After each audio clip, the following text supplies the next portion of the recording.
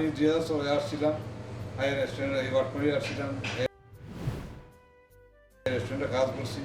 মানে ক্লিনের কাজ করছি, খুব কষ্টের কাজ করছি, ধীরে ধীরে কাজ করতে করতে করতে করতে মনে করে ক্লিন করছি, তারপরে কুকিতে গেছি, তারপরে আমি এই থানদিরে গেছি, এরপরে আমি শেফের কাজ করছি, এরপরে থাই শেফেতেও আমি কাজ করছি, এইরকম কাজ করছি।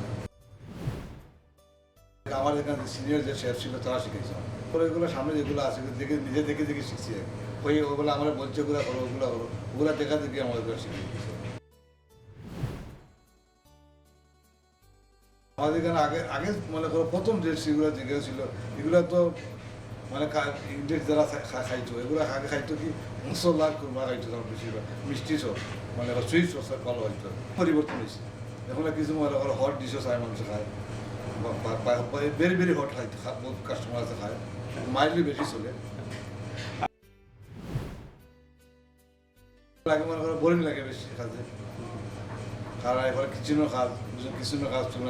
মনে করো ওই যে ঠান্ডার সময় হট লাগে, ঘরটার সময় হট লাগে, এইরকম আর কি মনে করা যায় যে কোন সময় মনে হয় যে কাজ চালিয়ে চলে যায়।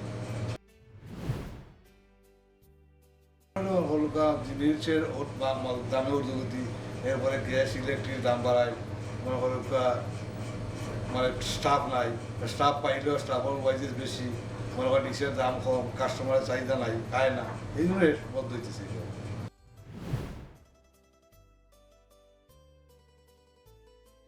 আমাদের রেস্টুরেন্টে কাজ করতে তারা এখন ভালো শিক্ষিত, ভালো লেখাপড়া করতেছে, ভালো জব চাইতেছে, মানে ফুলে বেড়ে উঠতেছে, মানে কিচেনের রেস্টুরেন্টের জব ছাড়া চায়, মনে করেন এগুলো জব আমাদের হিসেবে ভালো না, কারণ তারা ভালো লেখাপড়া করছে, ভালো জব চুকায়, ভালো পয়সা চুকায়, ভালো জায়গা কাজ করতে চায়, এইরকম।